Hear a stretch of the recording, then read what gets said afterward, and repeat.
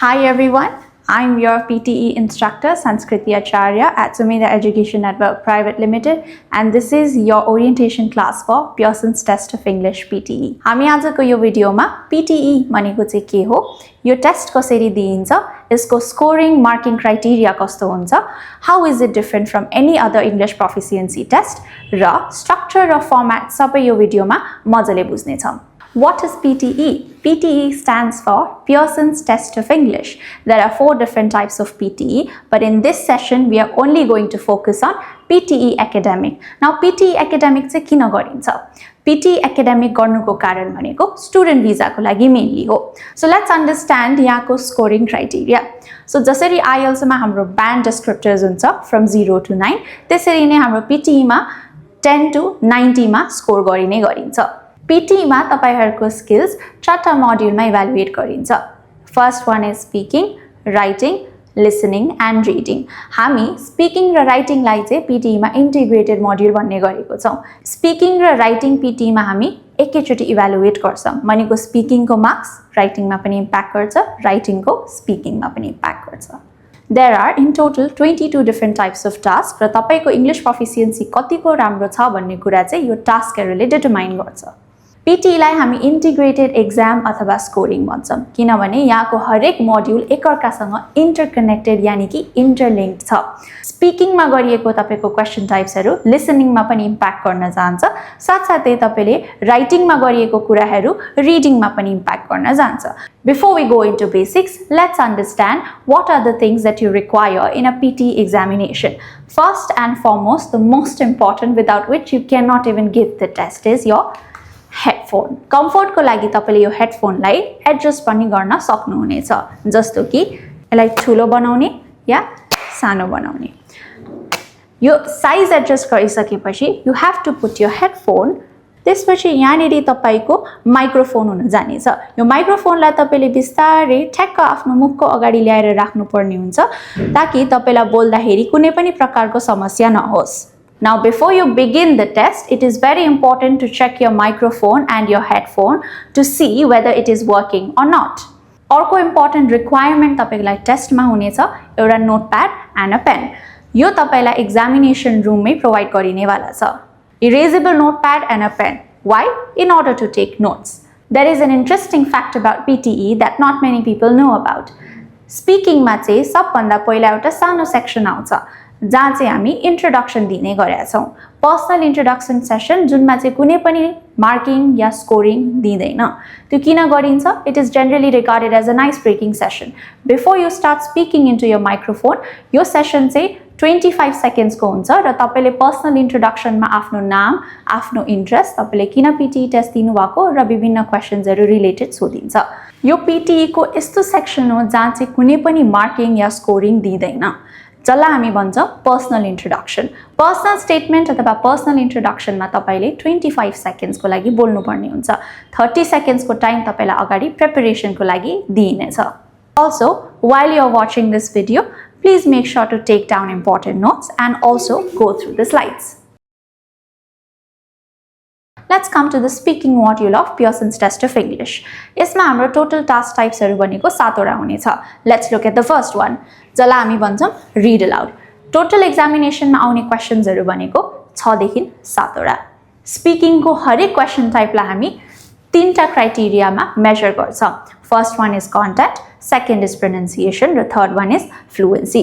हरेक एउटा टास्क टाइपमा प्रोनाउन्सिएसन, कन्टेन्ट र फ्लुएन्सीको मार्किङ क्राइटेरिया स्लाइटली डिफरेन्ट हुनेछ. Second task type in the speaking module is what we call repeat sentence. यहाँ चाहिँ तपाईलाई एक्जामिनेसनमा 10 देखि 12 वटा क्वेशन्स दिने गरेको छ, जहाँ चाहिँ तपाईले सुनेको अडियोलाई रिपिट गरेर त्यही अर्डरमा भन्नुपर्ने हुन्छ. Third in the list is describe image. Describe image मा तपाईलाई 3टा देखि 4टा क्वेशन सोधिने गरेको छ. Describe image मा धेरै प्रकारको डायग्राम्स अथवा पिक्चर्सहरु दिइने गरेको छ, जस्तै कि pie chart, bar graph, line graph, process diagram, Maps, floor plan and also some random pictures. यहाँ जति पनि टास्कहरु छ यो सबै क्रोनोलोजिकल अर्डरमा जाने छ. तपाईले सुरुमा रिड अलाउड, सेकेन्डमा रिपिट सेन्टेन्स, थर्डमा डिस्क्राइब इमेज, फोर्थमा retell lecture and so on and so forth. Fourth speaking task is what we call retail lecture. Retail lecture generally तपाईलाई 1 देखि 2 वटा क्वेशन सोधिने गरेछ मेन एक्जामिनेसनमा. retail lecture भनेको के हो त? retail lecture भनेको अडियोमा दिएको लेक्चर कुनै पनि एउटा एकाडेमिक अथवा सोशल फिल्ड या सब्जेक्ट म्याटरमा लेक्चररले भनेको कुरालाई नोट्स लिएर लास्टमा समराइज गरेर त्यही चीजलाई तपाईले भन्दा हामी retail lecture भन्छौं. हरेक एउटा स्पीकिङ टास्क टाइपको audio एकचोटी मात्रै सुनिन्छ. त्यही भएर तपाईले नोट्स लिँदाखेरि make sure that you take down important notes. अर्को हाम्रो हुन्छ answer short questions. Answer short questions मा चाहिँ कुनै पनि मार्किङ क्राइटेरिया हुँदैन. यसमा चाहिँ based on the number of questions you get right marks allocate गर्ने गरेछ. आन्सर शॉर्ट क्वेशन्स भनेको चाहिँ कस्तो खालके क्वेशन हो जहाँ चाहिँ तपाईलाई जेनेरिक क्वेशन्स अथवा जनरल जीके बेस्ड क्वेशन सोधिने गरेछ. जस्तै कि which is the tallest building in the world and you have to answer by saying it in one full sentence or few words. Total questions यहाँ सोधिने भनेको 5 देखि 6 वटा हो. Second last speaking को task type हो summarize group discussion and last one is respond to a situation. यो दुईटा task type चाहिँ पहिला हामीसँग थिएन. यो recently Pearson's ले add गरेको task types हरु हो र हाम्रो लागि एकदमै equally important छ.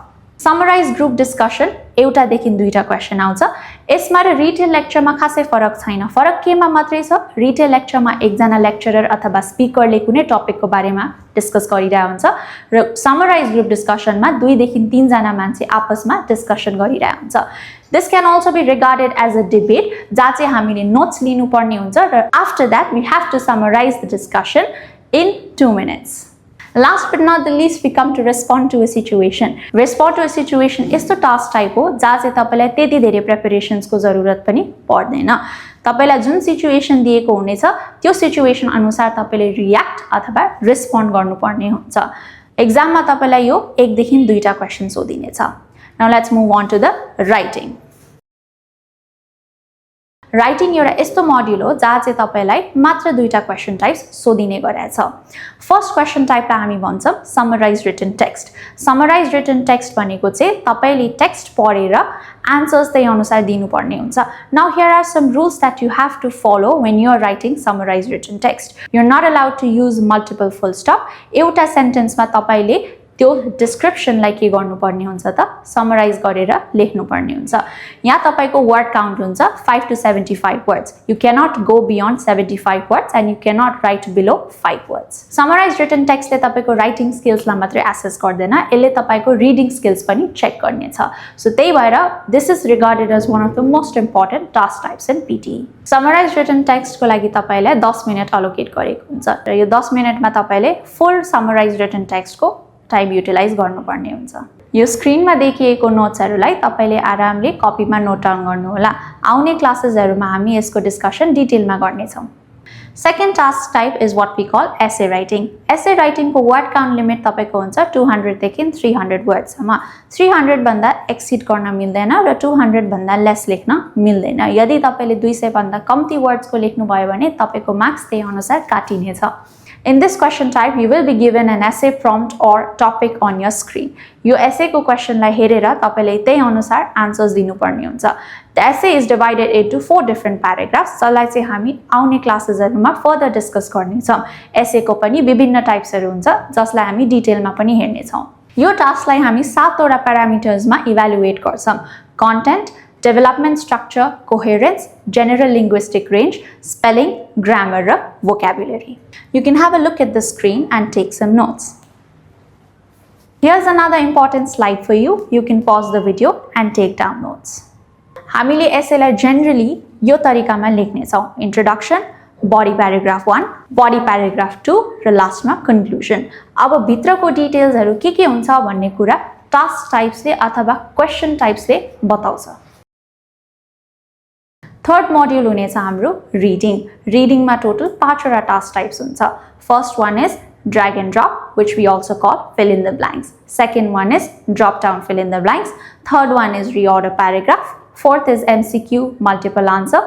Fifth and the final one is MCQ single answer. One of the most important task type in reading is what we call reading drop down. Reading drop down generally grammar heavy हुन्छ. यहाँ चाहिँ तपाईहरुले मजले grammar रुल्सहरु पढ्नु पर्ने हुन्छ जस्तै कि verb, noun, adverb, prepositions, adjectives. Second is what we call drag and drop. Drag and drop एउटा यस्तो क्वेशन टाइप हो जहाँ चाहिँ तपाईले टेक्स्ट पढेर अथवा प्यासेज रिलेटेड आन्सर्सहरु अप्सनबाट चुज गर्नुपर्ने हुन्छ। तपाईको मार्क्स यहाँ कसरी अलोकेट गरिन्छ भन्दा हरेक राइट आन्सरमा तपाईले 1 point acquire गर्नुहुनेछ। Third is what we call reorder paragraph. Reorder paragraph को evaluation pair मा हुनेछ। For each right pair you get 1 point and for each wrong pair you get 0 points. यसमा कुनै पनि नेगेटिभ मार्किङ हुँदैन। Reorder paragraph भनेको random order मा दिएको paragraphलाई हामीले chronological order मा मिलाउनु पर्ने हुन्छ। Second last in reading section we have multiple choice multiple answers. यहाँ चाहिँ तपाईको मेन इम्पोर्टेन्ट कुरा भनेको नेगेटिभ मार्किङ। नेगेटिभ मार्किङले गर्दाखेरि तपाईको स्कोर डाउन हुन सक्छ। त्यही भएर when you are selecting answer you have to be mindful about what you are choosing. Multiple choice multiple answers र multiple choice single answer मा चाहिँ हामीले दिएको प्यासेजलाई मजाले पढेर अप्सन्सहरुलाई स्क्यान गरेर राइट अप्सन्सहरु फाइन्ड आउट गर्नुपर्ने हुन्छ। मल्टिपल चोइसमा दुईटा या दुईटा भन्दा बढी अप्सन्स र सिंगल आन्सर्समा चाहिँ मात्र एउटा आन्सर सिलेक्ट गर्नुपर्ने हुन्छ। लास्ट हामी आउँछौं लिसनिङ मोड्युलमा। लिसनिङ मोड्युलमा हाम्रो टोटल टास्क टाइप्सहरु 8 वटा हुन्छ। First one is what we see here on the screen, summarize spoken text. Summarize spoken text is one of the most important task types in listening. यसले listening मा मात्र नभएर तपाईको writing मा पनि कन्ट्रिब्युसन दिने गरेको छ। Summarize written text हामी कसरी गर्छौं? दिएको लेक्चरलाई सुनेर we take down notes. After we take down notes हामीलाई 10 minutes को टाइम दिएको हुन्छ र यो 10 minutes मा तपाईले चाहिँ टेक्स्टलाई समराइज गर्नुपर्ने हुन्छ अथवा अडियोलाई चाहिँ समराइज गर्नुपर्ने हुन्छ। The timing for this task type is total 10 minutes. यो 10 minutes तपाईले fully utilize गर्नुपर्ने हुन्छ। यो 10 minutes लाई लिसनिङ को अरु कुनै पनि सेक्सन्स मा अथवा टास्क टाइप्स मा डिस्ट्रिब्युट गर्न मिल्दैन। Please make sure you go through each of these points and make notes if you want to. You can have a look at the listening question types on your screen. This will be given in a chronological order. Exam मा जुन order मा आउँछ त्यही order मा तपाईको screen अगाडि देखाइएको छ। To recap, let's look at the 3 main parts of PTE Pearson's Test of English. First part मा हाम्रो हुन्छ speaking र writing. These are called integrated modules. So speaking and writing ko task types भनेको total 9 वटा including summarized written text and essay writing. The time duration for this is 76 to 84 minutes. Part 2 is reading. Reading ko time duration is 22 to 30 minutes. यसमा 5 वटा question types हुन्छ। Last but not the least is listening, जुन चाहिँ हाम्रो third part हो PTE को। Listening को total time duration is 31 to 39 minutes. There are total 8 question types in PTE listening section. We come towards the end of this video. Now let's look at some of the requirements for Pearson's Test of English. Pearson's Test of English total duration is 2 hours without any breaks. तपाईको reading, writing, listening, speaking सबै exam एकैचोटी एउटै टाइममा हुनेछ। Total timing is 2 hours. यसको result तपाईले 24 hours to 48 hours भित्रमा पाउन सक्नुहुनेछ। PTE एक्जाम तपाईको कम्प्लिटली कम्प्युटराइज बेस्ड हुन्छ जहाँ चाहिँ AI ले तपाईको आन्सर्सलाई इभ्यालुएट गर्छ र साथसाथै यहाँ ह्युमन इन्भल्भमेन्ट पनि केही हदसम्म देखिन जान्छ। PTE एक्जाम दिनको लागि पासपोर्ट सबैको लागि म्यान्डेटरी हो। So welcome to Sumedha Education Network Private Limited. I am your PTE instructor Sanskriti Acharya and I'll be taking your PTE classes. I really wish that you get your desired score through our PTE classes. Thank you for watching the video till the very end. See you all.